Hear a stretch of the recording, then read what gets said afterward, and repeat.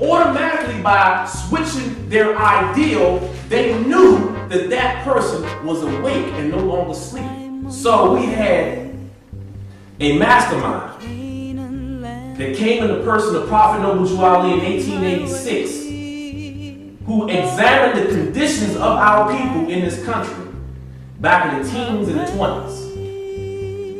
And he saw through his own investigation that we were suffering because of the ideal that we had of God in our own minds. It was the Spanish Inquisition because of the disdain that the Spanish had for the Moors, because the Moors had conquered them for over 700, 800 years. The disdain that they had once they pushed or expelled the Moors back into Africa, then they went on their campaign of the Spanish Inquisition to wipe out all history of you and the Moors all over the globe. Muhammad is not his name. No more than Buddha is Islam. Muhammad is and it's not even her.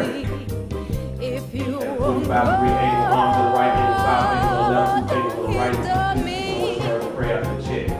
Allah, Father of the universe. Father of love. Truth, peace, freedom, and justice. Allah is my protector, my God, and my salvation, by night and by day, through his holy prophet,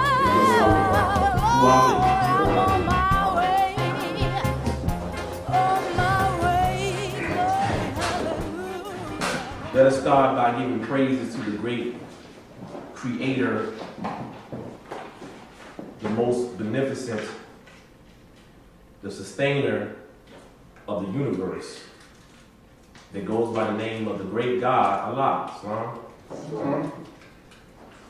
In the Moorish American of America, we call our highest ideal Allah because we know that a man's ideal is his God, as it states in the Holy Koran of the Moorish of America. A man's ideal is his God. And so, as man unfolds, his God unfolds. Man's God today, tomorrow is not God. Considering that a man's ideal is his God, it's very important that a man have the right ideal. Because it says, as man unfolds, his God unfolds. So man's ideal and man himself unfolds together. The ideal that he has in his mind of God and the man himself unfolds together. So we had a mastermind that came in the person of Prophet Noble Ali in 1886, who examined the conditions of our people in this country back in the teens and the 20s. And he saw through his own investigation that we were suffering because of the ideal that we had of God in our own minds. Wow. He knew that the ideal that was given to us by the European nations was diametrically opposed to the ancient teachings of our ancient fathers. And as a result, we was trying to unfold into something that we could never become. When your ideal is blonde head and blue eye, and you're black head and brown eye, it's very hard to unfold into that. So as a result, you have what you call a psychological warfare that takes place in your own mind that causes all type of psychosis that our community is not aware of. One is low self-esteem. Other is misery. So we go to the doctors and get all type of pills and all type of remedies to free us from these mental psychosis. And yet, we find out that to no avail, they don't benefit us. Because that is not the panacea for our ideals.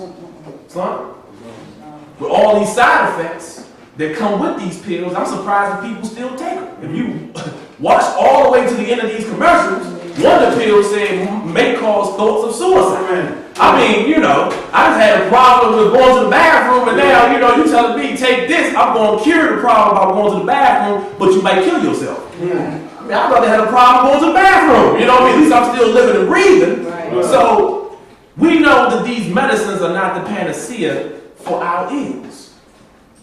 But in fact, the panacea is to change the ideal of man. So the first thing he did was replace the image of God that was given to us by the Europeans with Allah. Right? With Allah. And back in the 1920s, that was something that was very drastic. Because Allah was not really known to the ordinary people in the 1920s, especially in our community. The Nation of Islam wasn't even in existence at that time. So by giving these people this new ideal, that was a sign of an awakening. And any European that came or that was encountered by a Moor that professed that his God or his ideal was Allah, that European knew that that Asiatic was awake. Automatically, by switching their ideal, they knew that that person was awake and no longer asleep. Son? Because we know that whatever your highest ideal is, that's what you're going to be. You're going to unfold into this everything. Your whole life, your diet, your dress, your speech, your mannerisms all revolve around the highest ideal that you have in your mind. You live your life according to that which you worship, which you are devoted to. Islam, when you pray at night or in the early wee hours of the morning, you're praying to whatever ideal you have in your mind, whether you realize it or not. This is what made Prophet Muhammad a mastermind, because he knew that. He had to change the ideal of the people in order to change them or get them out of the condition that they were in. So, with that being said, I'm going to give praise to the great God Allah for sending Prophet Muhammad. He was a true prophet. He's not a prophet because he brought scripture. Because there is no prophet that brought scripture. It is the prophet's disciples who brought scripture. Islam? No prophet brought scripture. They only brought themselves because they themselves were the scripture. They were showing you how to live the life of the Quran, walking and talking. Jesus said, I didn't come to destroy the law. I come to fulfill it. I come to live it. I come to walk and talk it. You all are reading the book. I'm demonstrating the law. That's what he told them. Oh, you came to destroy it? No. I came to animate the law. I came to animate the Torah. Walking and talking so you can get a better understanding of it. Islam? So he's not a prophet because he brought scripture, even though he did bring a scripture. He's a prophet because he's the only one that told us who he was. Right? Some people say that the algebraic equation was so confusing that we only can be known by the symbol X. That's how bewildering it was to find out who we was. That some people say that we are X's, which stands for, anybody know anything about equations, that stands for unknown. Islam? So you had a prophet that came on the scene that said that we wasn't X's. We wasn't an unknown people. We wasn't a lost tribe. Right? We're not lost. We're only lost to the people who don't know who they are. Right? We're not lost geographically. Every place on earth is the land of Canaan, because the Canaanites dwell there. Wherever we are is the land of Canaan. Islam? And we are all over the planet. Asiatics, Canaanites, Moors are all over the planet, whether you realize it or not. There are some countries that try to hide the fact that they have Moors in their land. But we're all over the planet. So we, as Moors, are the original lords of the earth. Islam? Prophet Noah came on the scene and gave us our identity back, and this is what made us, or what made him, I should say, a divine prophet. Mm-hmm. Think about that. Jesus didn't even tell you who he was. He couldn't. Because we didn't get into these conditions until what? 1886, and even beyond that. Going back to the 15th, 16th century. It's when it started. 15th century is when it started, when they started instituting the phrase or term black or Moor. Prior to that, Moor meant something glorious. But it was the Spanish. It was the Spanish Inquisition. Because of the disdain that the Spanish had for the Moors, because the Moors had conquered them for over 700, 800 years, the disdain that they had once they pushed or expelled the Moors back into Africa, then they went on their campaign of the Spanish Inquisition to wipe out all history of you and the Moors all over the globe. And this is when the term black or Moor came about. They added an adjective to the word Moor to disgrace it. Black or Moor. And then after later years, they dropped the word Moor and just kept the word what? Black. And black according to science means what? Yeah. So when they added black or Moor, that was a symbol that was death to the Moors. That was their game. Death to the Moors, because they had such, again, disdain for us. Because we gave them right. We gave them everything that they have today. Moorish Spain. People don't go to Spain to see modern Spain. People go to Spain to see what? Moorish Spain. People go to Spain to see the Alhambra. That's what they go to see Spain for. All the Spanish architecture you see in Spain, our people did that. You think that they would thank us. They did. They thanked us by kicking us out. And they're trying to take credit for everything that we have done. Because of this man, born in the state of North Carolina in 1886, we have this understanding. You know, history makes you bold. History gives you credit. And countries want to deal with people that have a history. That's a fact. They don't want to deal with people that have no history, that don't know where they came from. I can't trust you unless I know what your credit is like. I'm not going to give you anything until I give you a credit check. Right. So no nation on earth is going to do business with us until they do a credit check. And when they do a credit check with Negroes, right, they find out that we're bankrupt. Insufficient funds. All the time, insufficient funds.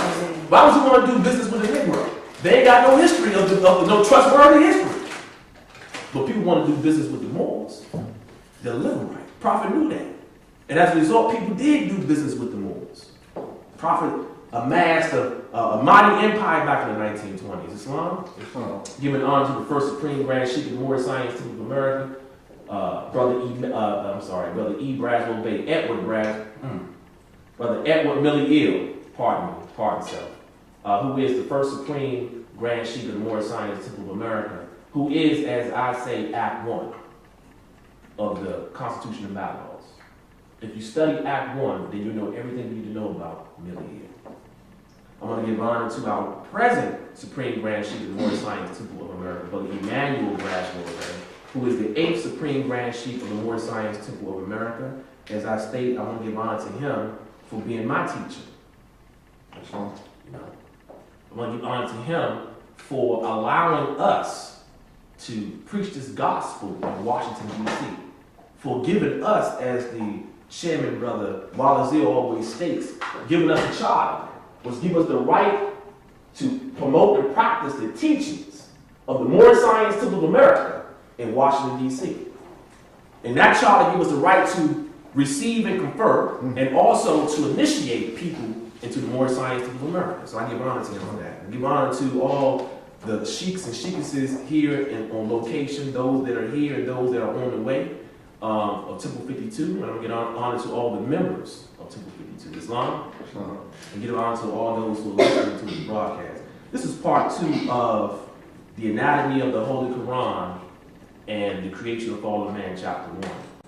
We did part 1 last week. And I'm going to do a little recap for those who did not attend that meeting. And what we did was we started off by talking about Allah really quickly. And we came to the conclusion that Allah is consciousness. That Allah is supreme consciousness. All of us have consciousness. So because all of us have consciousness or awareness, we have a piece or portion of Allah or God in us.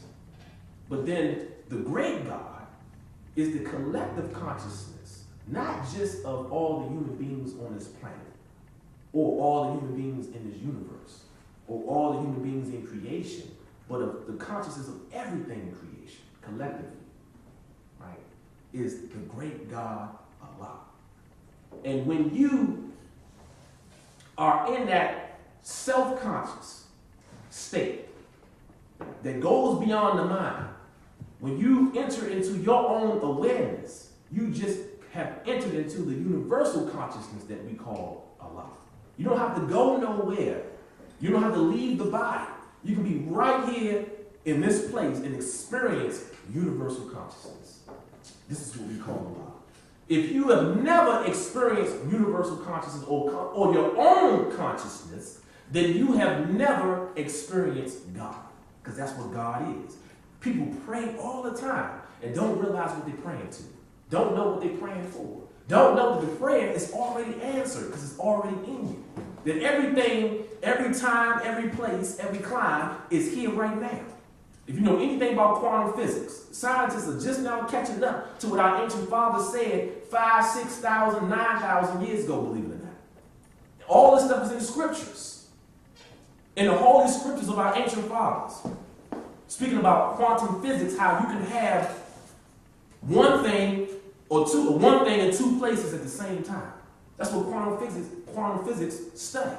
How there are energies, electrons, particles are not only here, but they're also there at the same time. That's how electronics works. That's how these electronics works, because you have electrons that are in more than one place at the same time. And we are made of the same energy, right? But it took for them to create these modern instruments to figure this out. But our ancestors figured this out millennia ago. They understood this. And they called it omnipresence. Being everywhere at the same time. Not just everywhere at the same time, but in every time period. See, if you're not in 1776, then you're not omnipresent, because there's some place you're not. If you're not in 300 BC, if you say, well, I'm standing in 2013, and I'm in the future from 300 BC, then you are declaring that there is some place that you're not. Then if there is some place that you're not, then you can't be present. So omnipresence means to be in all places, in all locations, and also in all times at the same time. Islam? When you understand that, then you truly understand what consciousness truly is. Islam, Moors. So we spoke about that. We spoke about that supreme consciousness being alive. Then we went into the Holy Koran, not just of the Moorish Scientific American, but we went to the Holy Koran of Prophet Muhammad. And we talked about not styling the Holy Koran of Prophet Muhammad as the Holy Koran of Mecca. Because all teachings come from Mecca. All holy scriptures come from Mecca. And we're speaking about the spiritual Mecca, not the geographical location that was named Mecca after the spiritual. Islam, you can name your land anything you want to name it, but that don't make it holy because you named it that. Your name of your city can be the Holy Birds, but it don't make your city holy because you name it Holy Bird. Right? So Mecca is a spiritual center of man. It's a spiritual center of God. It's the heart of the matter. Islam? And so all teachings come from the what? The heart of man. So all teachings, the Quran itself, the Quran didn't come from a geographical location. It came from the heart of some man or woman. Is that correct? So we carry Mecca everywhere we go. It's not over there, it's not in the east. It's right here where you at. This Quran is the Holy Quran of Mecca. our ancient fathers established the physical Mecca after the spiritual one. Our fathers are the one that established the physical Mecca. The Moors states here in the Holy Koran. And because the Moors are the founders of Mecca, and they are also the founders of these teachings, which we know the Moors developed these teachings, so that means that this book is the Holy Koran of Mecca. Son? Mecca is what it is because the Moors established Mecca. I'm trying to plumb this line so we can really get an understanding of what I'm saying. Right? The architect of the physical Mecca are the Moors. So Mecca is what it is because of the Moors. So if those same people create these teachings, and they were able to create Mecca because they carried around Mecca with them, then that means that the teachings that they created came from Mecca itself. Let's meditate on Islam. So then we spoke about how Muhammad received the Quran over the course of 23 years. Even though it was instilled in his nature all at once. The universal creator instilled or installed or planted the Holy Quran in Muhammad in one breath. It was downloaded. But it wasn't revealed to Muhammad, right? It was revealed to Muhammad in pieces or verses over the courses of 23 years. The same way the Quran is going to be revealed to you. Even though all of the knowledge of the Holy Scriptures that this book symbolizes, it symbolizes all the Holy Scriptures that are connected with truth. Right? Any Holy Scripture you can think about, that's what this book is. All Holy Scriptures are the same. Islam? So, as a result of over 23 years, and Prophet Muhammad going through certain things in life, verses were revealed to him. Verse after verse after verse after verse, and his disciples wrote down those revelations. And it became a book. They codified it, and it became a book that the Muslims call the Holy Koran. But make no mistake about it, the book of Allah's remembrance is not anything that's written on paper. Right? The other thing we spoke about was that this is the Holy Quran that's in my hands.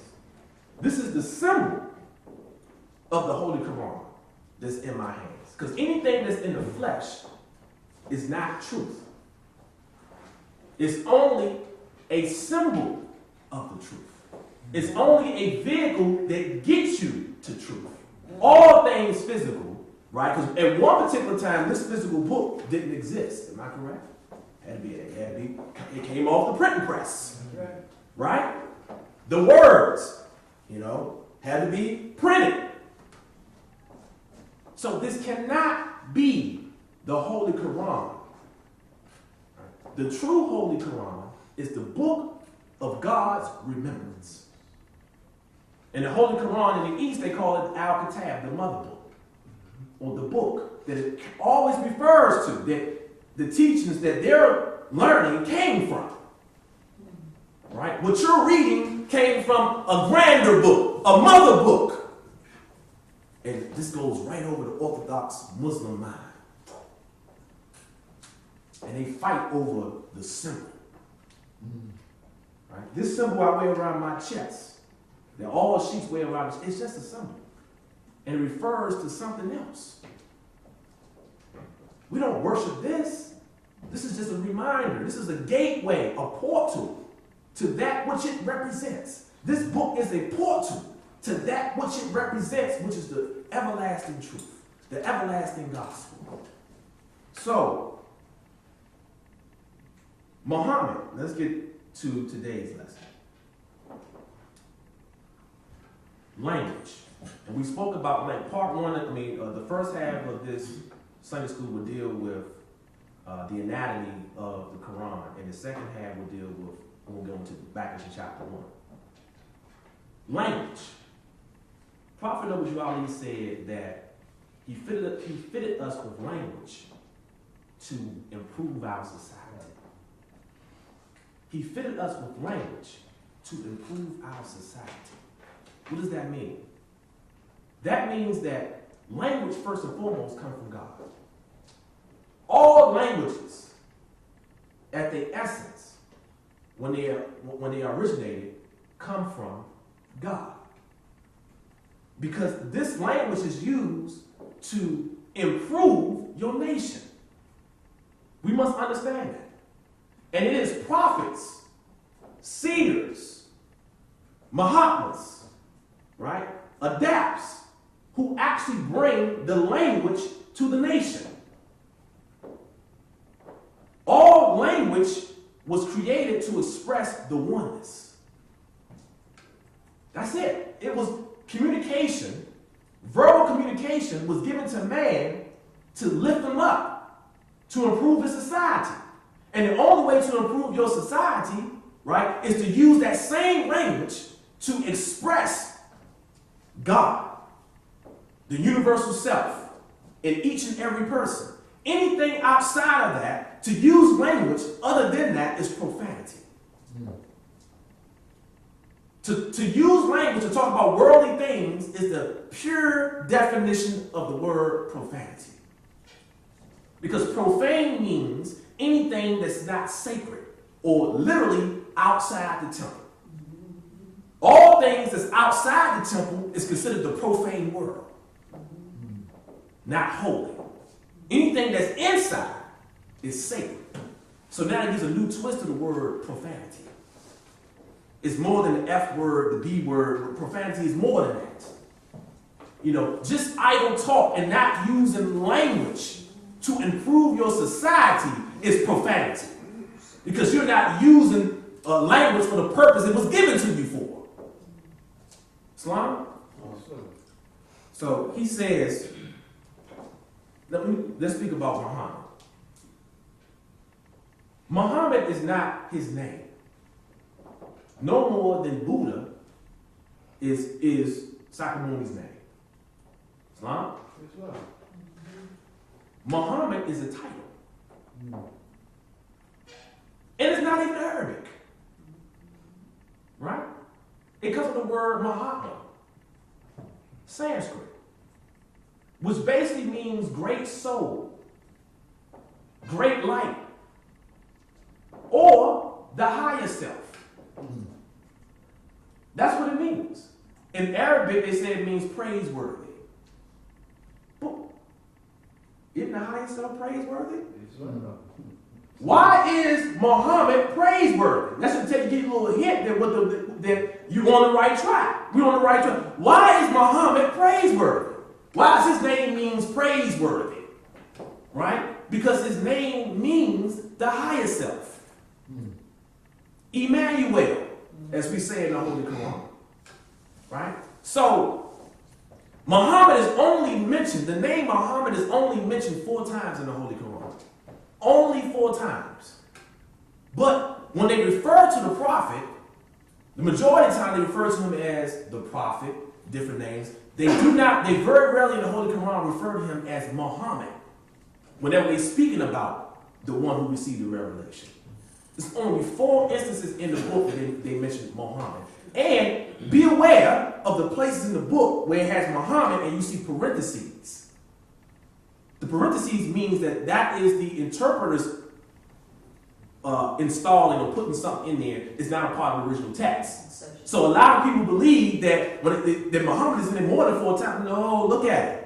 When you see a verse and you see Muhammad and you see parentheses around it, that means that the translator is add his own and say, oh, he's talking about Muhammad. He's assuming that. If he was talking about Muhammad, he would have said Muhammad. Islam? Only 4 times in the Quran do it actually mentions Muhammad. Because Muhammad is not a person. Islam? It's not a person. So it gives a new twist to the revelation coming to Muhammad. Muhammad giving out the Holy Quran. The teachings, the Mohammedans. We're not talking about the one that was born in Mecca. We're talking about the spirit.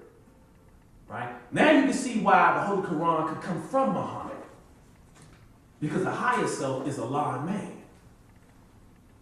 So it is Muhammad, or the adapts, or the seers, or the prophets that bring language to the people in its purest form. Because the only way that you're going to use language to improve your society is the language that you use got to be pure. Right? In ancient Egypt, they had heretic and demonic language. Two forms of languages. The heretic language, right, was the godly language, was the language that only the priest used. The language that was on the hieroglyphs, that was frozen in time. Then the ordinary people spoke the demonic term. Demo, D-E-M-O means people. That's what the word Democrat for. Democrat. Demo, people, crat, rule. People rule. That's what Democrat means. People rule. So, demonic, the demonic or the people's tongue was the profane tongue. The English language is a demonic language. And I'm going to briefly explain why. It's a demonic language. It is not a heretic or spiritual language, right? Arabic has two forms. They have what they call classical Arabian or Arabic, and they also have regular Arabic that the Arabians speak, or all people who speak Arabian around the world. Classical Arabian or Arabic is in the Holy Koran. That's classical Arabic. That's the Arabic that's not even spoken today. That's the Arabic that most Arabians don't even know. They know the contemporary Arabic. Islam, this is what they speak. The profane Arabic. Not the classical. So the language is given to the people. Anybody know how the language is given to the people? Just take a, I ain't gonna say take a guess. Just intuit this. How do you believe, based on what was just said, the language is given to a nation? If it comes from God. Priesthood. By way of what? They hear. Scripture. This is how language is given to a nation. Scripture. Right? Sanskrit. Now I speak about Sanskrit a lot because Sanskrit is the mother language. It's the mother tongue. All languages come from Sanskrit. Every single one of them. Every single language that we speak has Sanskrit words in it. Every single language that's out there has a beginning. They know the beginning form of that language when they had only a few hundred words and then built it up to thousands of words. With Sanskrit, they never found the beginning of it. The complicated form that is in right now is the complicated form they found it in. Only language on earth that they found it in, whatever condition it's in right now, that's the condition they found it in. And it's so complicated and it has so many words that NASA said that Sanskrit is the most ambiguous language on face of the earth. Least ambiguous language, which means least cloudy or confusing. That now computer scientists are using Sanskrit to program their computers because it's less complicated. Because they have separate words for every mental condition. In English, they don't have that. You got to add pronouns and everything to support words that have a complete sentence. Sanskrit, they can use one word, boom, to complete a whole sentence. Don't need nothing else added to it. That's how sophisticated it is. And one of the only languages that you can add on and still grow. Still grow. Never found, and guess how they found this language? From the Vedas. Scriptures. Right? Scriptures maintain the purest form of Sanskrit. The Vedic culture, or the Vedic nations, it's more than one. They didn't speak Sanskrit in regular situations. They spoke other dialect. They preserved Sanskrit only for the scriptures. Why do they do that? Because they know that once you start speaking this tongue in everyday life, it's going to become what? Corrupted. Profane. Exactly. You're going to start adding, taking things away and using slang and doing things like, you know what I'm saying? They knew that. That's how we do as human beings. So now the language becomes corrupted. And now the language can't be used to improve your society. Instead, it's used the opposite way, to bring down the society. Calling men dogs and women bees. You would never find that in Scripture. Islam? The language is supposed to be used to edify, not break down. Well, you had your hand up.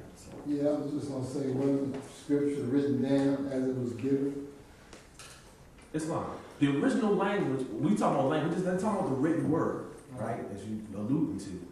The oral tradition is how the language was passed on from mouth to ear, mouth to ear, mouth to ear. The oral tradition.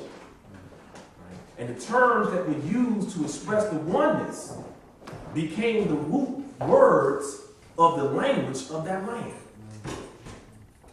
Islam? So when you have languages that it's not rooted in Scripture, they're profane languages. They're demonic languages, like English. English was not found in the Scripture. Arabic was found where? Where's classical Arabic? I just said classical Arabic is in the Quran.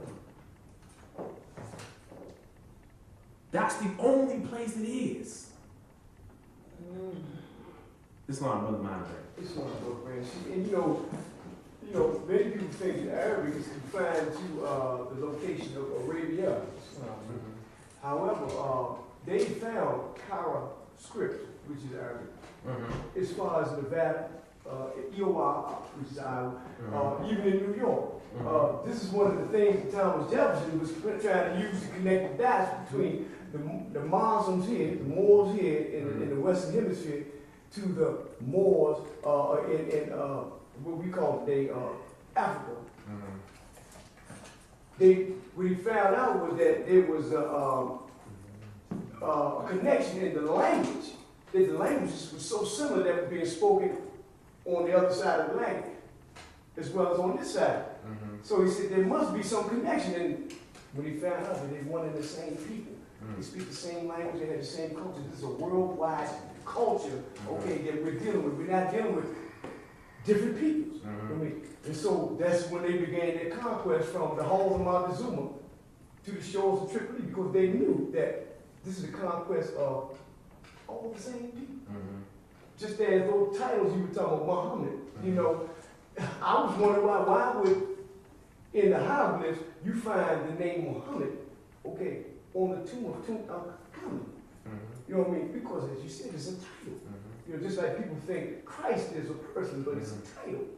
Just this Buddha is a title, you know. But so few of our people, you know, take the time to read and research, so they, of course, they wouldn't know these things, you know. That's fine. Yeah. But it takes people like us, you know, to take information like this more to the street, you know what I mean, and educate our people.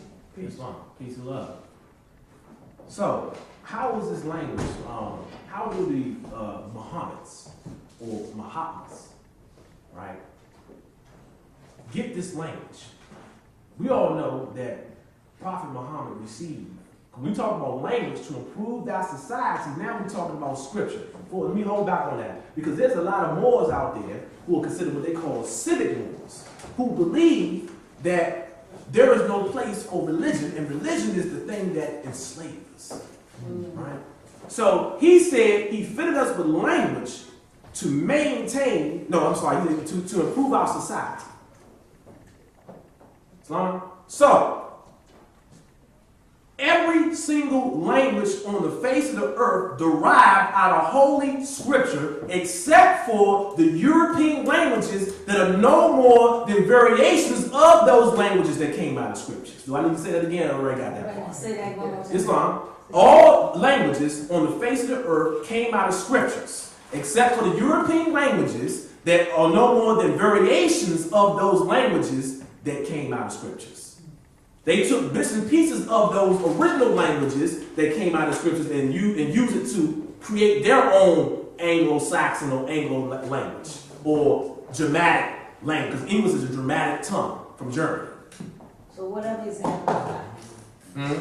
Besides English, what other examples like? French, all the romantic languages. French, German, Spanish, right? They call them romantic languages, not because they are romantic and loving. It's because they stem from Latin, which is derived from Rome. So any of the languages that the root words come from Latin are considered romantic languages. Because we know that romance is the word is Roman. Islam, but that's that. So that's kind of heavy because now it's making me look at the word romantic and romance different. That's what I was intending for you to do. Wow. That's why I don't use the word romance. Because romance literally means to put a person under an illusion. See, when a person was romanced, that means they was under the influence of Rome. That's literally what it meant. Wow. So you never want to romance your lady. You basically said you want to put her to sleep so you can ravish her body. That's what you're trying to do. You're trying to hypnotize her so you can have your way with her. That's really what romance is. You bring her flowers, you bring her candy, you all those things, so you can confound her senses so maybe she'll sleep with you.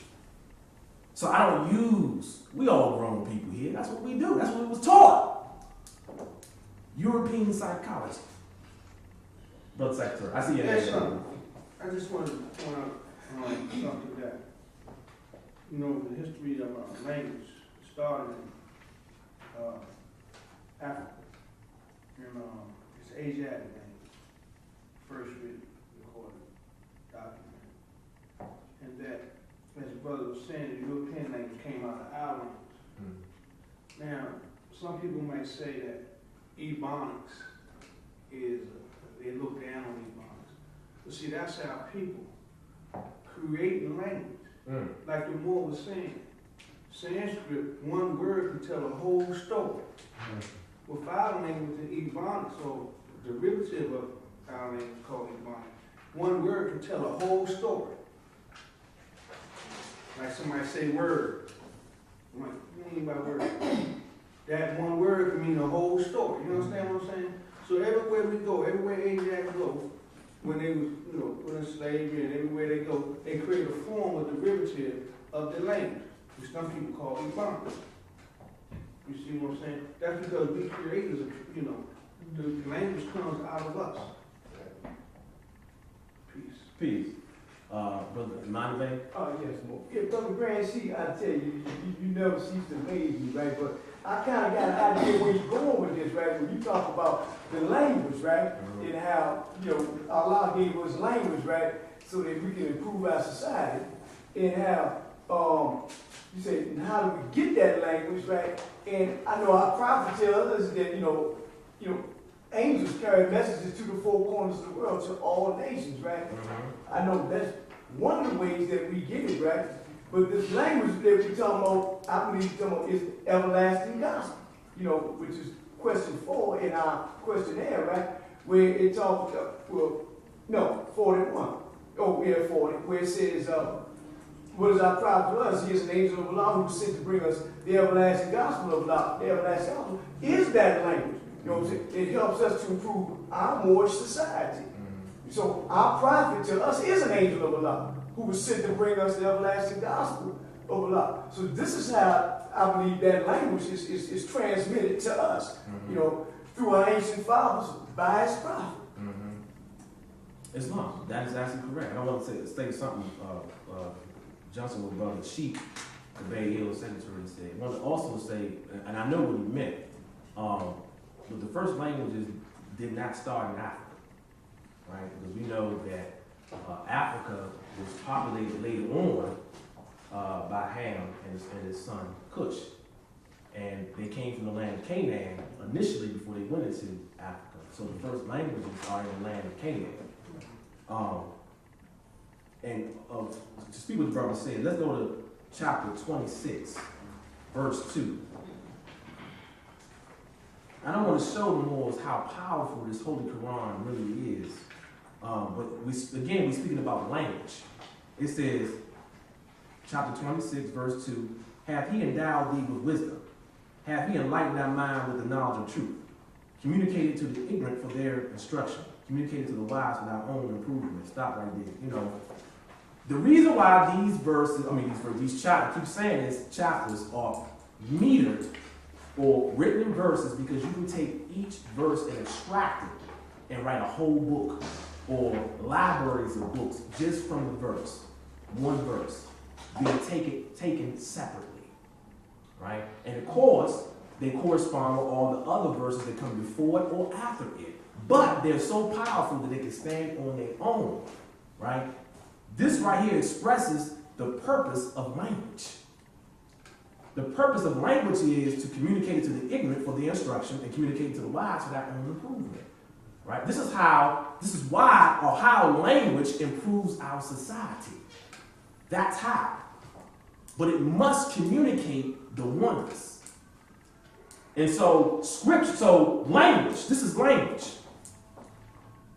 This is how he improved our society.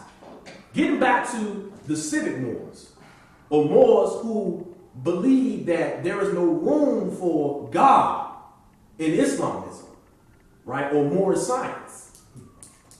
This is what makes a nation. All scriptures make nations because scriptures bring culture, rules, precepts, right? How to live, how to eat, everything necessary in order to create a nation. A nation that doesn't have scripture at their foundation is a dead nation. So Prophet Noble, knowing that, he brought a scripture in order to turn us or bring us back into a nation.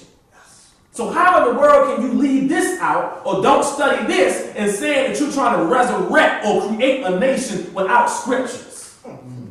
Right? He said he fitted us with language to improve our society, improve our nation. If you're not using the language from scriptures, then what language are you using? Are you using the romantic languages?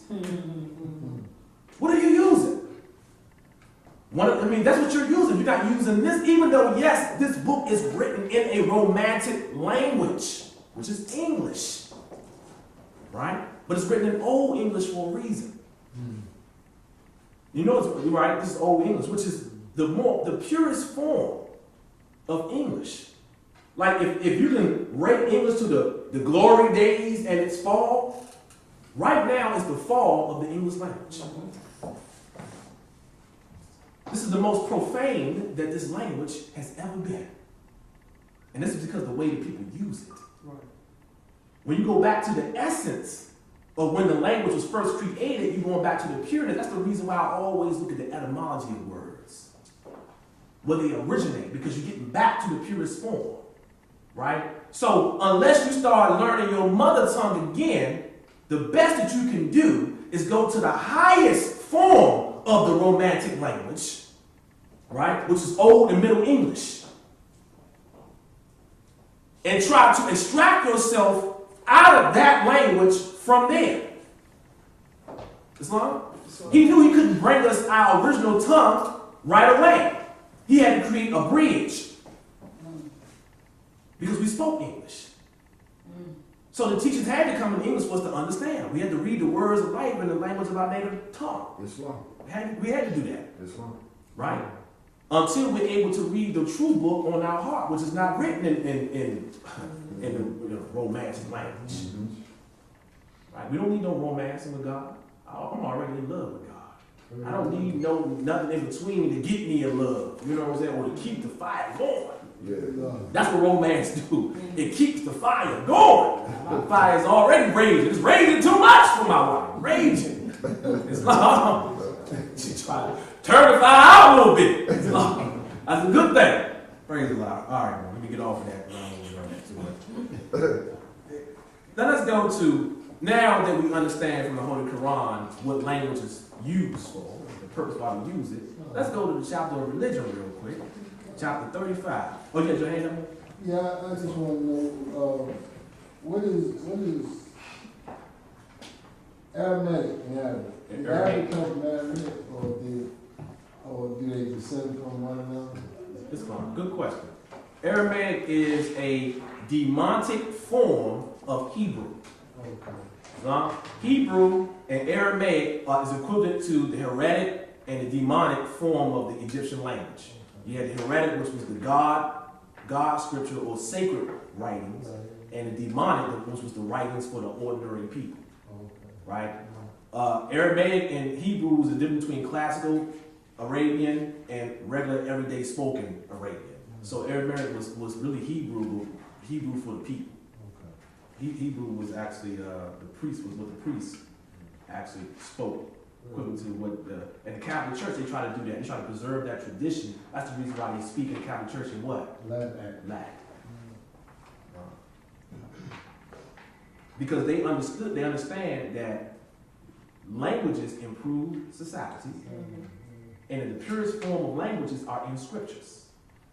Because scriptures are the only thing that you're not supposed to what? Touch. It's a safety mechanism. You're not going to tamper with, in generally, that which you deem as sacred. So if you want to preserve the purest form of a language of a nation, you put it in scripture. People won't touch it. It's blasphemous to touch it.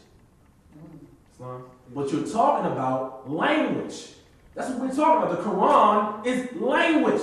That's all it is language. But when I say that's all it is, don't take language as being simple, right? The whole purpose of language is to communicate the oneness of God. That's the whole purpose of it. So now you look at language from a totally different vantage point now than what you looked at it before. It's sacred, it comes from God. And he's teaching you how to talk from the Holy Koran. That's why most Moors, when you hear us talking, we talk in the language of the Quran. We say things that people don't quite understand. Because we're speaking in the purest form when you're speaking from the Quran. Let's go to chapter 35, verse 26. No, I'm sorry.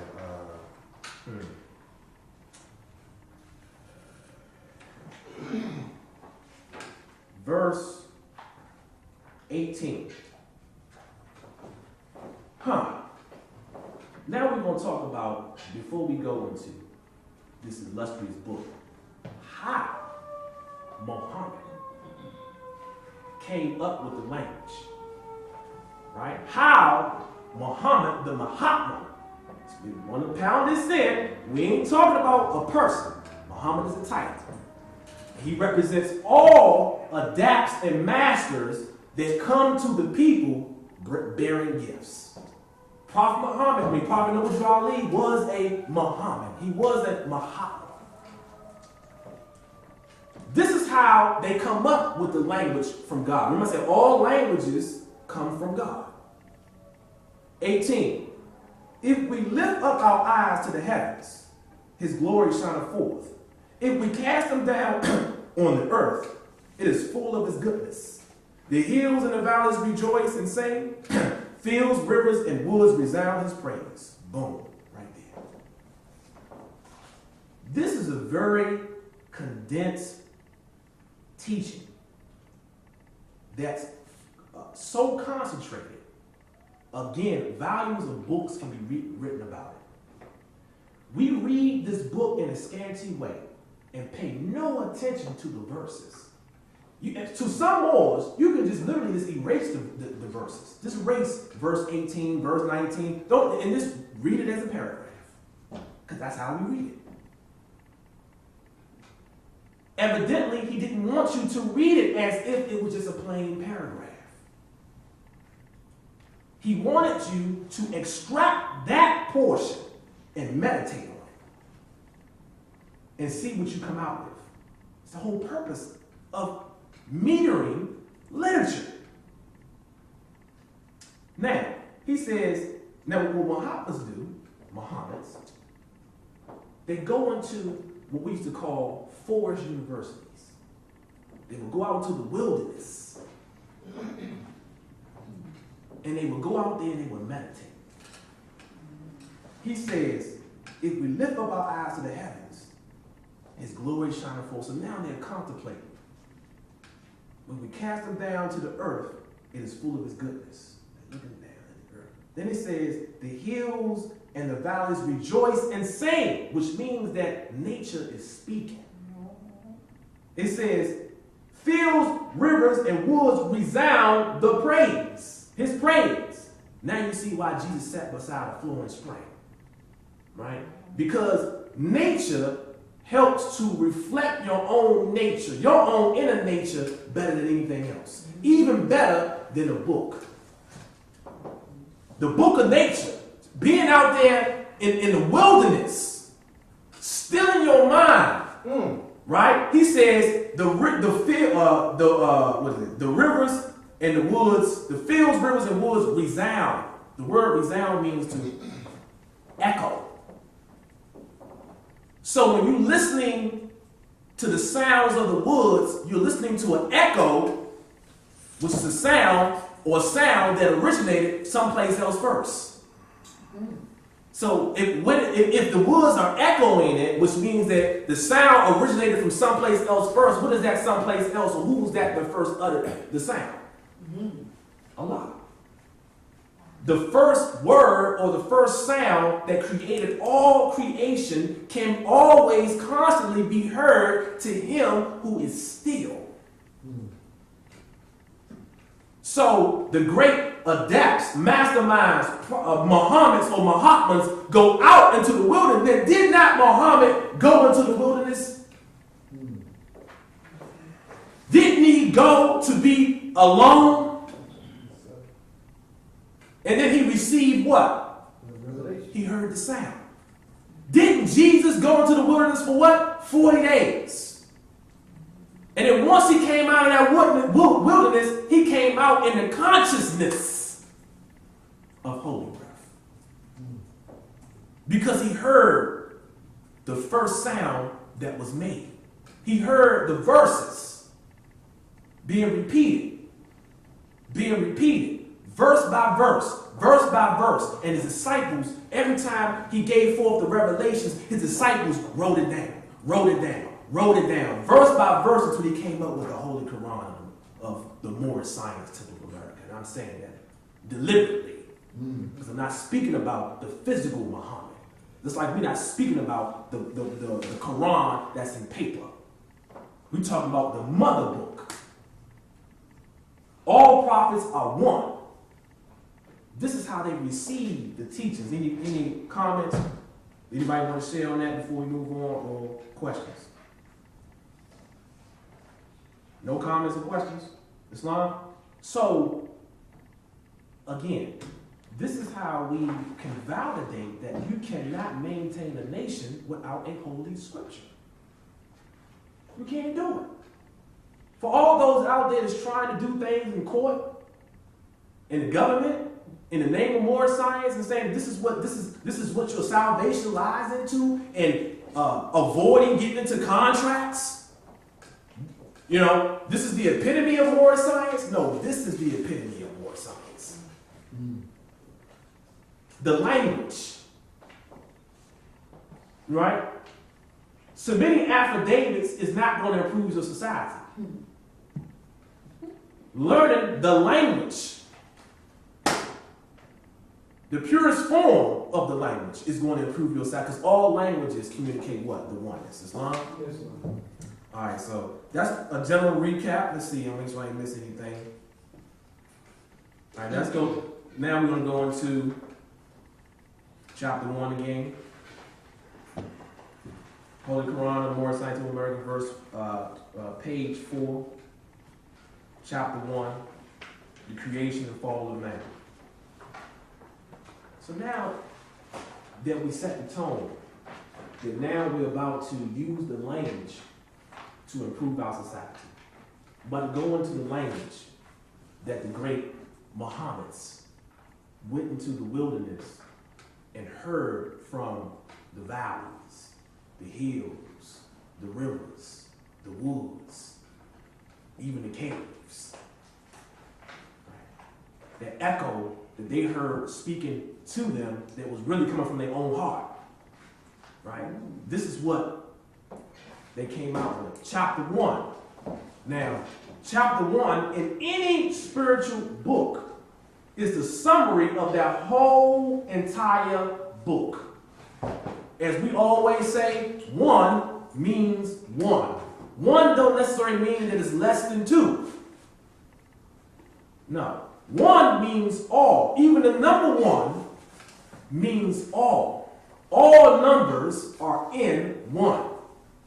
And all the rest of the numbers are no more than fragments. 2, 3, 4, 5, 6, 7 of one. So chapter 1 summarizes the whole Quran, the whole book. You have to feel this. You have to feel this in order to treat this book the way it needs to be treated. In order to handle this book the way it needs to be handled. Islam? Now, we went over chapter 1. We said,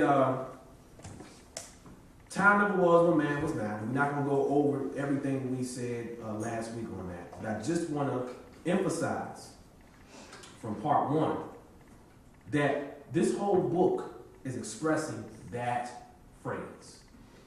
Time never was when man was not. The whole chapter is talking about how time never was, why time never was, right? And how we can get back to that state of infinity. Islam? We said that time never was when man was not was a Mahavakya last week. Which is a transformative phrase that when you utter it, constantly, consciously utter it, it transforms your own nature to the truth that it's expressing. And we also determined from last week that there are 5 Mahavakyas in the Holy Quran. And how do we determine that? Because these verses in the Holy Koran of the Moorish American of America are repeated more than once. Prophets say, every word I speak is spirit, and you Moors better take heed. So if he speak a word more than once, you better take double heed. And he speaks the phrase, time there was, again in chapter 11. Exactly like that. Time never was when man was not. Islam? All right, so now, he said, if life of man at any time began, the time will come when it will end. The thoughts of Allah cannot be circumscribed. We stopped there. That's what we stopped at last week. Now we're going to start off with, no finite mind can comprehend things infinite. All finite things are subject to change. I'm going to stop. I don't want to go on because, again, we went over grammar last week and how important grammar is to spiritual texts. And grammar was created in order to understand spiritual texts. That's the purpose of grammatical rules, is to understand spiritual texts. It says, no finite mind can comprehend things infinite. What does that mean to the membership? No finite mind can comprehend things infinite. Yeah, okay. We get him first. Oh, absolutely. Brother Hutchins, okay. No, like simple-minded person or someone who's thinking on a low level can understand higher principles of thinking. Okay. That's how I look at it. Islam? I'm going to come back and get you, Brother Scott. You said, the word finite means if you tell me something and I say, I don't believe it, so my ears are closed to what you're saying, instead of me going to investigate, I just shut down. No, that's the end of it. It's not true. I'm not going to even look at find out whether or not what you're telling is true. Closed mind, finite. Islam. Brother Secretary. Islam. A finite mind means those a particular mind that concentrates and thinks on finite things. Prophet he tells us that we raise our thoughts to infinite wisdom. You know, but we can raise our thoughts to infinite wisdom. So that person that keeps his thoughts on finite things instead of infinite things is an infinite mind. Islam. Sheikh is Yvonne Wilson Bay. Now you was about to put it up. I wanted to say that for me, when you think about the finite thing, it makes me recognize the flesh, fleshly thing. When you think about infinite things, it raises my insight up to a high spiritual level where that I can see beyond the flesh. I can see things on a more spiritual plane. So it opens up your consciousness to a more spiritual point of view. Islam. Praise Allah. Brother Mastermind. Islam, Grand Chief. I can only speak from my own personal experience with that. And when I first read this book by Dr. Patrice Maladoma, he wrote a book called The Fire and Water. He's from the Dagara tribe in West Africa. Nevertheless, there's a piece in this book where he speaks about we find ourselves on the other side, and while on the other side, we look into this world and we choose our parents. Okay, yes, we choose our own parents. And I found this concept, extraordinary, right? Unlike anything I had ever heard before. And because, I'd always thought, well, my parents come together and then, I'm born, and that's the process. Now, it helped me to understand question one of our questionnaire much better, right? Who made you? You know what I mean? And seeing as though that was my higher self on the other side, looking into this world, selecting my own parents. You know what I mean? I do have that power. Yes. You know what I mean? So I was able to step outside of that mundane, finite frame of thought, okay, and actually see this particular concept, okay, by a people, okay, that I had never heard of, by a brother that was transmitted this in his book. You know what I mean? And I found that very extraordinary, and that was my experience. Allowing, okay, setting aside my finite mind, my finite thoughts, okay, and finite understanding about the birth process, okay, and raising my thoughts to an infinite vision, okay, of the birth process. Peace. Peace. Praise Allah. Prophet said, no finite mind can comprehend things infinite. And when I first came into the temple, I assumed that the opposite of a finite mind was an infinite mind. That was my assumption, which the prophet never states that there is a such thing as an infinite mind. He never says that. He's letting you know that the mind itself is finite. That you can never understand spiritual matters with the mind. Now, when you become a mastermind, that's no more than you controlling and making your mind subservient, right, to higher faculties. And you're no longer being controlled by your mind like most people are. And so you have mastered it, and now you're able to comprehend things that are infinite because now you're in your true self. Right? So when he says no finite mind can comprehend things infinite, he's saying that you can't use the mind to try to understand spirit man. To try to figure out that how long man been here, right? And if you go to chapter 11, which I'm here now, page 19, verse 13, it says, man may believe what others say, but thus he never knows. If man would know, he himself must be what he knows. So if the finite mind want to know spirit man or infinity, it has to become what? Infinity. Something that is finite can't become infinite. It has to already be infinite because, again, you have the starting point of something. So those things in the universe that are infinite was always infinite and will always be infinite. You can't convert into infinity. By nature, because the mind is created. It's a creation of the soul. That's what the mind is. The mind is the soul. That's why in Greek the soul is called psyche. Psychology. That's where the word psychology comes from, right? Psychology means soul. The mind is the soul. Islam. That is finite according to the prophet. You can never comprehend things infinite by that. By the mind. And so if the mind would grasp your true nature, then the mind must become the true nature. That's why it says if man himself wouldn't know, he himself must be what he knows. That's new insight or something. Whatever you know, not remember or regurgitate, whatever you truly know, like Jill Stout says, I know what I know. I know what I know. That's what she says. She basically saying she actually knows what's in her mind. She's speaking about gnosis. How many people know what they know? Or you just know certain things, right? Certain stats, certain words in the Holy Koran. You can repeat this stuff. You know how to repeat it. But do you know what you know? Do you?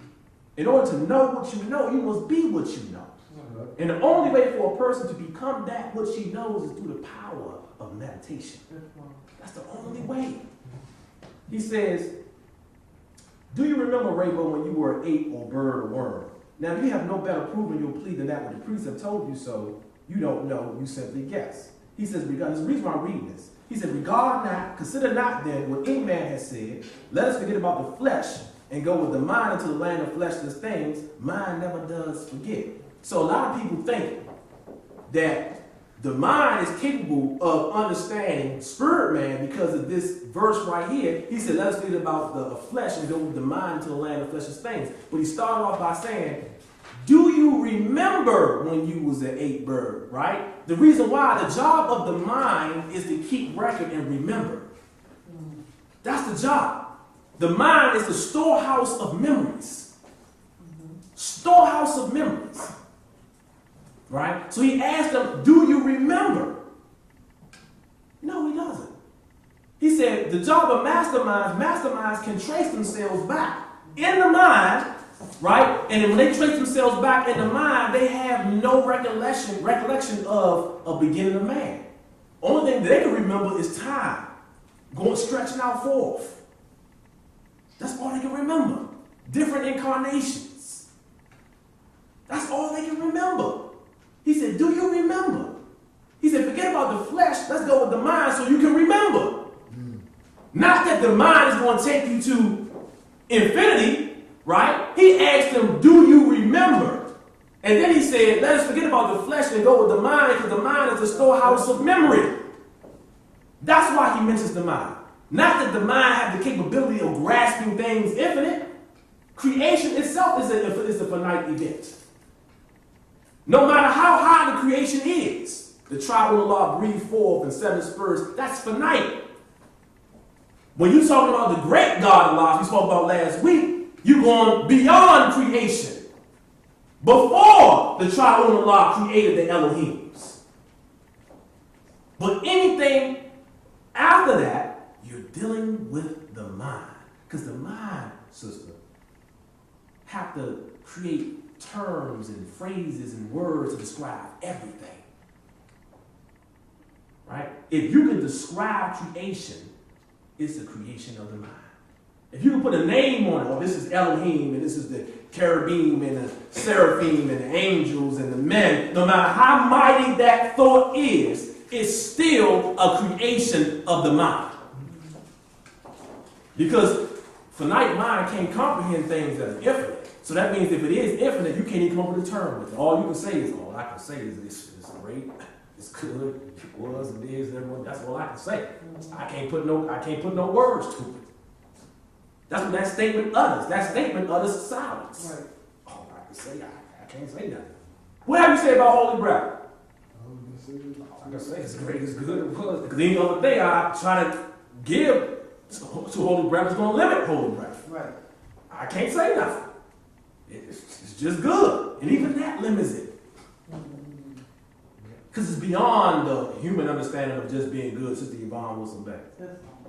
I was just going to say that when you look at verse 16, and it says, let us forget the flesh, you got to really understand that sentence because it's really saying what you're saying. Mm-hmm. But you can't, you know what I'm saying? You can't just read over it and just don't know what it's saying. It says, let us forget the flesh and go with mind into the land of fleshless things. So it's telling you right there that it's a higher place.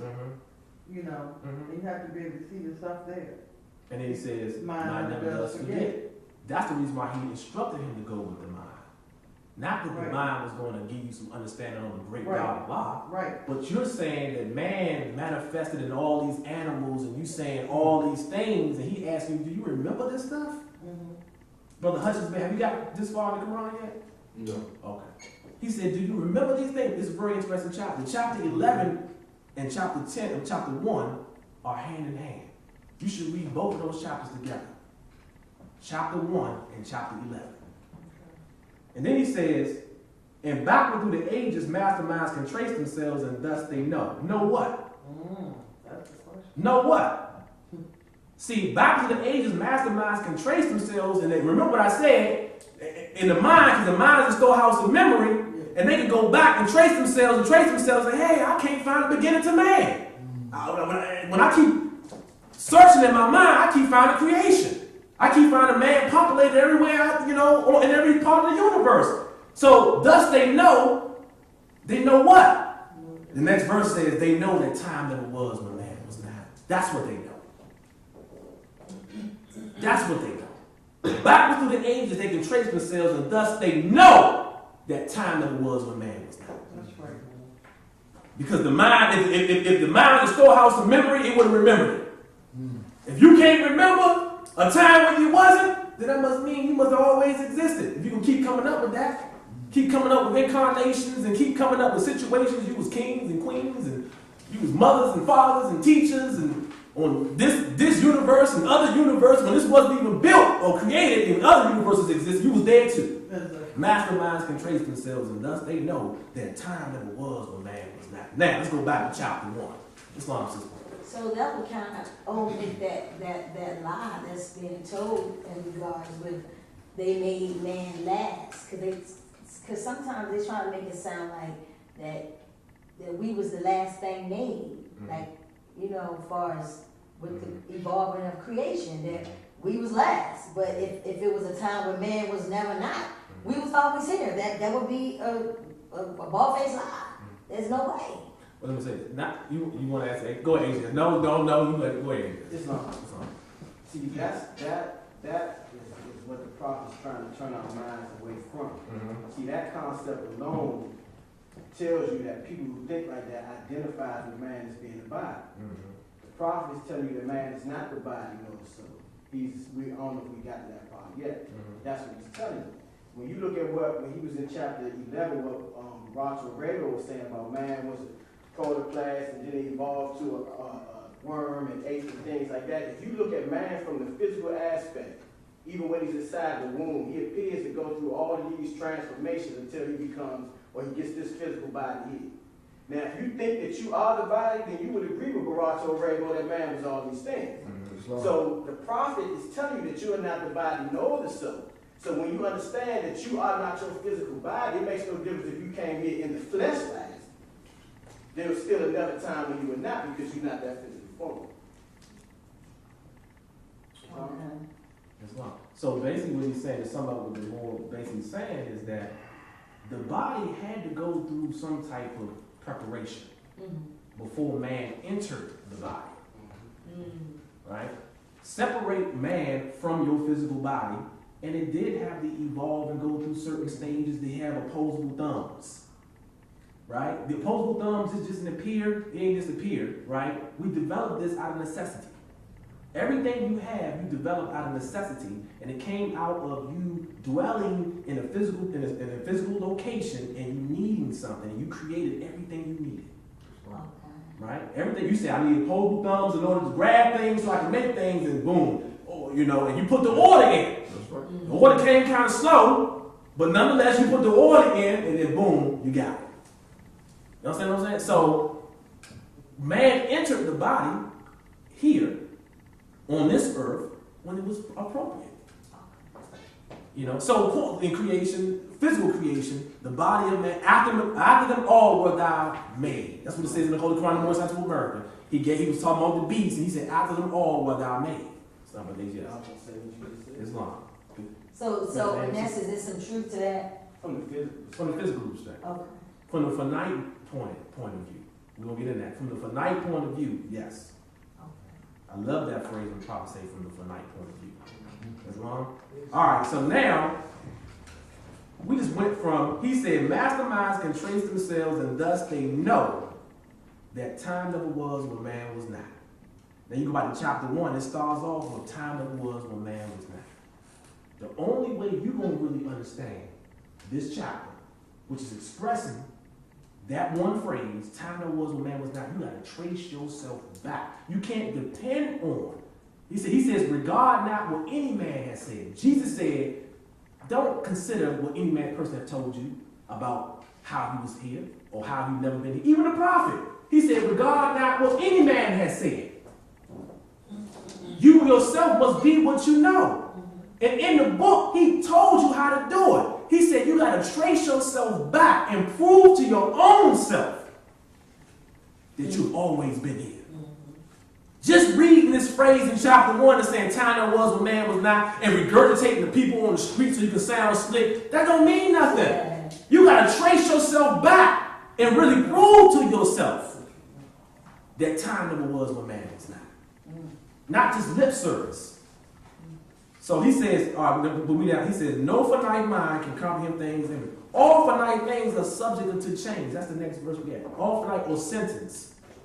All finite things are subject unto change. What is he talking about? He's talking about a few things in here, actually, but this is my brother secretary. You know, the prophet already teaches us in another chapter that as the Easters change, conditions change. So as the Easters change, our conditions change. You know, as we get older, we change. Things get older, we change. So conditions have to be right. In order for anything to manifest, he understands things may manifest. Islam. Praise God. But my bad. Islam. Well, I'm going to refer to the Quran where the prophet speaks about man's God is ideal is his God, and his man unfolds as God unfolds. Man's God today, tomorrow is not God. So that's how I understand all finite things are subject under change. It's even our concept, okay, it's a finite thing and it's subject under change. Let me ask you a question. Man, ask you a question. Are we going to disregard the fact that he says no finite mind can comprehend things infinite? And then he said all finite things. Right after he said this is all finite things are subject unto change. He's saying your mind is also subject unto change. This is the reason why it is finite. The reason why your mind, the mind is a finite instrument is because it's always changing. It's even changing even as I'm speaking right now because your thoughts, it's change. You'll listen to what I'm saying, you might be going out here, you might have your own thought in your head, you might not even be in the room right now. But your mind is changing as we speak. The process of meditation is slowing down or stopping the change. That's what meditation does. It stops the change. The constant thoughts that keep going in and out your mind. In and out your mind. That's all your mind does is create thoughts, right? So what other change could it be talking about but the thoughts? One day you're happy, next day you're sad. Right? One day you feel like you got all the money in the world, the next day you feel like you broke. You're moody. One day you will have, the other day you will have not. And some days you don't know you will have or will have not. Right? I know what I'm saying, right? You don't even know if you want to even will. I don't even know how you want to get out of bed this morning. That's basically what you're saying. I don't even know if I even want to get out of bed this morning. And then some nights, some mornings, you hopping up, getting to your chores, you know. And most times, you got money on your mind, right? You got money on your mind, you get right on up, Islam. If you go to work in the morning and you set that alarm clock and you jump right on up because you got money on the mind. That's the only reason why you got up, because you got to get paid. Somebody say, hey, meet me at 9 o'clock, I'm going to give you $1,000. What you going to do? You going to get up, it's great. Look, fold your colors up, red day, mother marching. You know, the whole mood going to be different. Right? The broke, he's like, hey, get out of here. I can't go nowhere. I'm going to stay in the bed. Right? But my point is, the mind, how fickle it is. Right? It's the nature of change.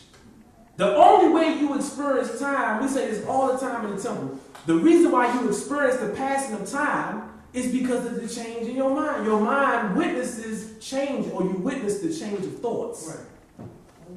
Which makes you aware of the passing of time. Because you can be so absorbed in one thought without changing, and time seems like it lasts forever. You can be in deep meditation for 40 minutes, but it felt like it was 5 minutes. Why? Because there's no change in the mind. But as soon as your mind starts changing or thoughts start coming in, that's when you start noticing time.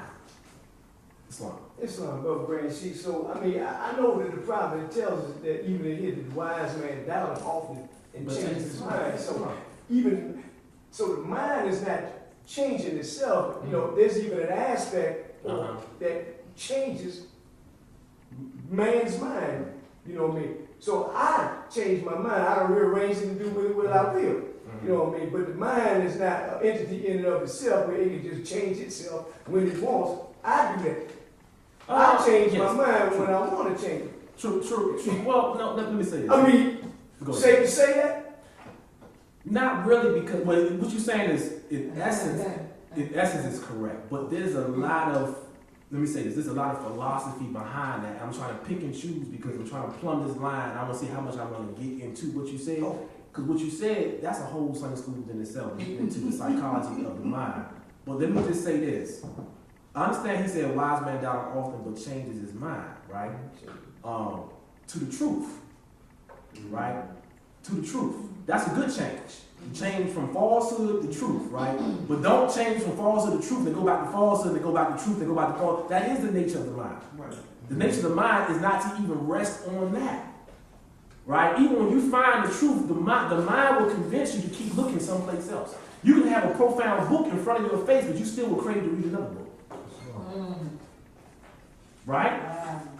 The truth can, even in the path of wisdom, you can toil out the folly because your mind is not at poise, at ease. So saying that, I mean, I understand when the prophets say that a wise man doubts often but changes his mind, still don't negate the fact that the mind is a changing instrument. That's what it does. It changes, right? So you can't look at, it's kind of the reason why I said I didn't want to get into all this, because you really can't look at the Quran from the letter of the law. That's what most Moors do. And that's how they get so confused. They try to put all these teachings together, and they'll look at a phrase and they say, what the Moor just said, the wise man doubted often but changes his mind, and look at that and say, well, the change of the mind is good.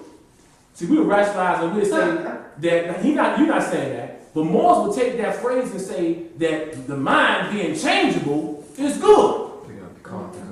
Right. Go ahead. Brother.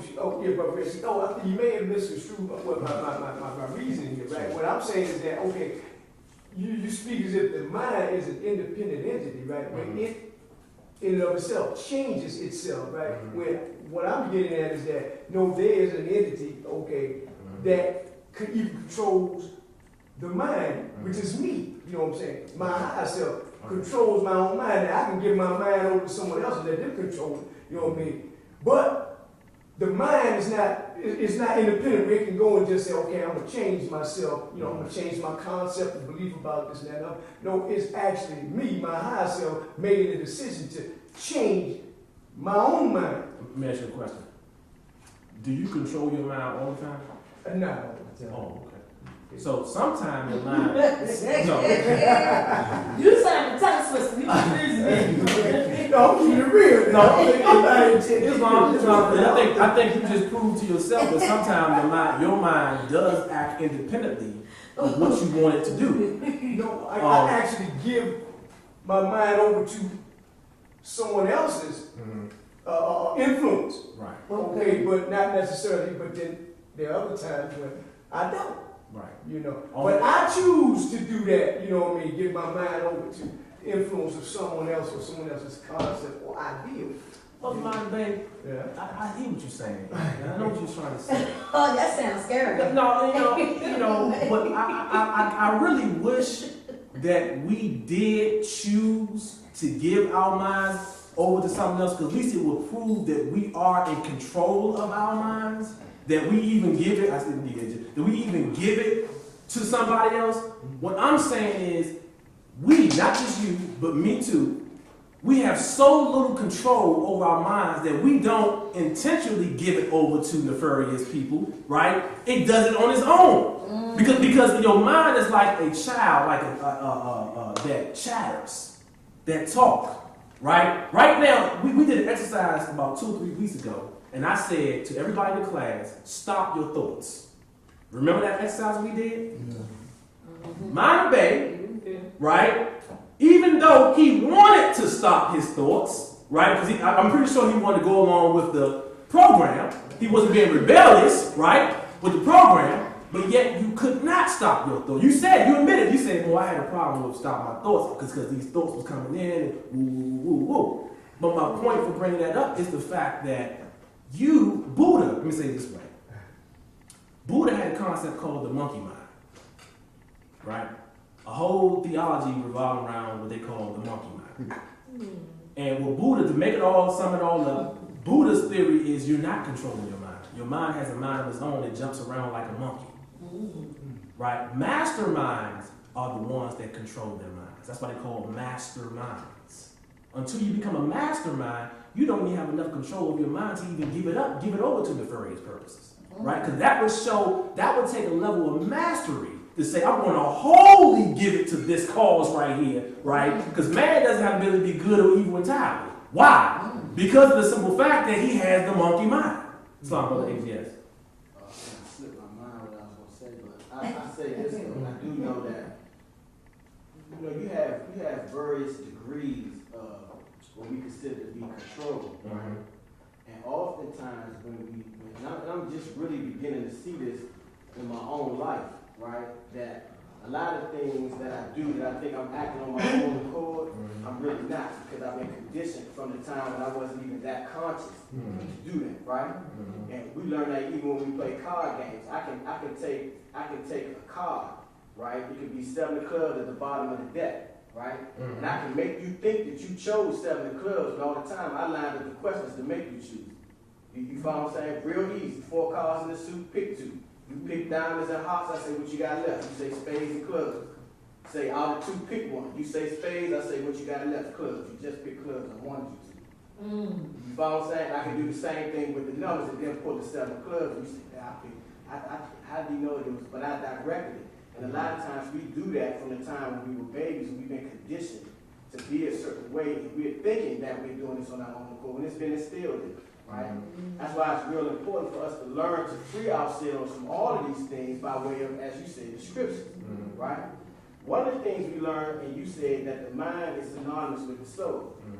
The soul has some components to it: thinking, understanding, reasoning, willing. Now, if you wanted to know something that I believe, it's just me saying it's more in line with your true self, that's the will, because the will of man makes possible the action of the Holy Koran. But when you look at those compartments, they have the tendency to really check each other. So you can reason a particular thing, right? And it can be lower or higher, and come to a conclusion, and then you can come to another conclusion and say, oh, that was wrong, now I'm going to change that. And you're thinking that something else changed it, but it's still your mind, another component of your mind getting on top of this other component of your mind. You follow what I'm saying? That's why every time you've changed your mind, it wasn't always something higher, it could even be something lower. You follow what I'm saying? Because of that will and because of that thinking. You think one thing, then you reason or ration it out. Okay, that's wrong. Let me adopt this. But it's still a mind doing it. You see what I'm saying? Now, once you come to a conclusion, I'm going to use this other component, this will, to choose this course of action, and now I'm done. But you still mind. You know what I'm saying? But that will has the ability to transform to something higher, but it has to be strengthened. And I'm going to say this to go along with what you're saying. The other component that has the power, the will, as he stated, has the power to move, but the real power to choose between the right thing and the wrong thing is understanding. The will must use, as he said, in conjunction with another faculty called understanding in order to know whether or not to do this or do that. The ability to move without good direction means nothing, right? So will is just the ability to move, but to move on something, right, is the thing, right, as he said. So he's using one faculty with the other faculty to get something done.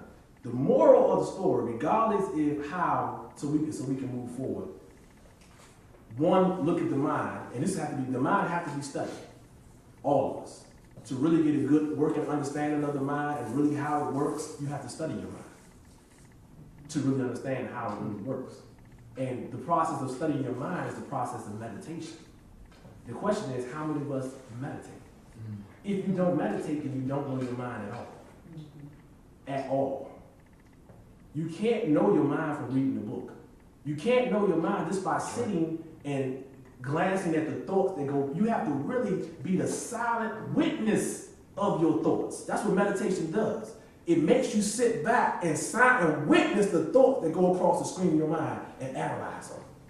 And detach yourself from them and saying, I'm not those thoughts. Now you're looking at your thoughts as if a third party is looking at your thoughts. And by looking at your thoughts, you can tell the quality of your mind from your thoughts. The health of your mind from your thoughts. Islam? That's the only way. If you're not doing that, then you're kidding yourself. You think you know your mind. That's why he said, in the same chapter of religion, he exalted us with the powers of meditation. He exalted the mind with the powers of meditation. Right. And the powers of meditation is what elevates the mind out of the mind. Out of the realm of finite, which is kind of hard to understand, but you got to study those thinking, willing, reason, and understanding to understand how that works. You got to study the soul file to understand how the power of meditation is going to get you out of the mind and into the realm of spirit. By using the mind as a stepping stone, like you use a step to go to another level. The step is just a process that you use, or a ladder is just a process that you use to get to one place to the next. Then once you get up there, you throw the ladder away. You use the mind to get up through the powers of meditation to get out of the mind. It's almost like the mind through meditation is giving you a helping hand or giving you a boost. But it stays behind. It gives you a boost. Islam? To understand that, you can't understand that intellectually. It's even kind of hard to put it in words. And that's the thing. People will attack the doctrine intellectually because it don't make no sense. Right? But the last thing in conclusion I want to say about this, when it says, no finite mind can comprehend things infinite. Are these teachings infinite? Yes. Are you see? Not the book. No. The teachings. Yes. Yes. Yes. Not the book. You're right. Not the book, but the teachings that is expressing in it are infinite. They call it everlasting gospel. Right? So, can you understand this Quran with your mind? No. No finite mind can comprehend things infinite. You can't understand Allah from this book, from intellectualizing it. Right? So how did he help you? How is he helping you to understand it? He's helping you to understand it by metering it, putting it in verses, because verses are meant to be meditated on. That's why he did it, Brother Mountain He wanted you to get out of the monkey mind. Right? Because one day you're going to have an understanding of verse 1, and the next day it's going to be different, because your mind is always changing. Truth is but one. Doubt is of your what? Own reason. They come from the what? Mind. Because the mind going to make you doubt what you thought was truth yesterday. You can be fully behind this today. Tomorrow you can come up with, and you will justify your doubt. Jesus did it. We got 3 minutes more. Any comments or questions? Brother Secretary, yeah, I know that can't, the board is right. Brother Secretary. I'm gonna have to rate that off the thing, man. It ain't on. Oh. I think he's trying to say. Is it? Brother Secretary. You better take Brother Grace. But the thing is, do you not know we on camera more? Huh? You have anything? Oh, good. He ain't got too many things. Praise the Lord, boy. I was like, I'm gonna have to find a way to edit that out. But look, I was like, boy, I know this. I can't see you with this thing. thing right here is I was calling you, said you had anything you wanted to say. Oh, no, man, I'm fine. Islam. Islam. Praise Allah. All the Moors, I know some of the Moors, I know this Moors in college, man. He's working very hard. Praise Allah. Get some coffee next week, Moor, before you come in, Moor. I do, man. I ain't Oh, you have to nothing at call? all, Yeah. Okay. Praise Ain't Allah. nothing at all. Islam. All right, so with that being said, anything more AGS you want to say anything before we close out? Anybody else? Anybody want to say? Brother Lee Hill, you want to say anything? I know you working hard too, Moor. But I got, I'm a meditate on Islam. Praise Allah. Islam. I'm going to call the chairman to come forward and close out the meeting. I want to thank everyone for participating in Sunday school lunch. We will continue next week.